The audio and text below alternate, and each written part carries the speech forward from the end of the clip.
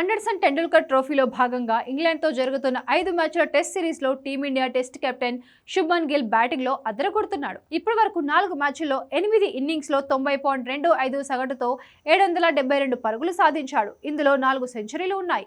ప్రస్తుతం ఈ సిరీస్లో అత్యధిక పరుగులు సాధించిన ఆటగాడిగా కొనసాగుతున్నాడు. కాగా జూలై 31 నుంచి ఆగస్టు 4 వరకు కెన్నింగ్టన్ ఓవల్ వేదికగా 5వ మ్యాచ్ జరగనుంది. ఈ మ్యాచ్ కు ముందు శుభ్మన్ గిల్ పలు రికార్డులు ఊరిస్తున్నాయి. టీమిండియా దిగ్గజ ఆటగాడు సునీల్ గవాస్కర్, యువ ఆటగాడు ఎస్వి జైస్వాల్ల తర్వాత ఓ టెస్ట్ సిరీస్లో 700 పరుగులు చేసిన 3వ ఆటగాడిగా శుభ్మన్ గిల్ నిలిచాడు. ఆఖరి టెస్టు మ్యాచ్లో గిల్ 53 పరుగులు చేస్తే ఓ టెస్ట్ సిరీస్లో టీమిండియా తరపున అత్యధిక పరుగులు చేసిన ఆటగాడిగా చరిత్ర సృష్టించాడు.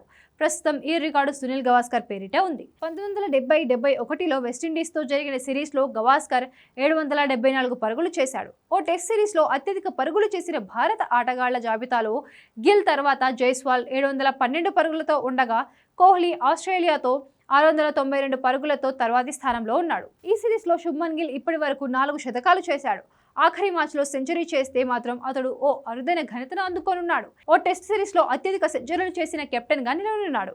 ప్రస్తుతం అతడు ఆస్ట్రేలియా దిగ్గజ ఆటగాడు బ్రాడ్మన్, టీమిండియా దిగ్గజ ఆటగాడు సునీల్ గవాస్కర్లతో కలిసి సంయుక్తంగా అగ్రస్థానంలో ఉన్నాడు.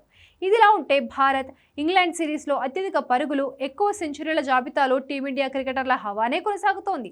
అత్యధిక పరుగుల జాబితాలో మొదటి 4 స్థానాల్లోనూ భారత క్రికెటర్లే ఉన్నారు. మోస్ట్ 100s లిస్టులోనూ 3 టీమిండియా ఆటగాళ్లే ఉన్నారు.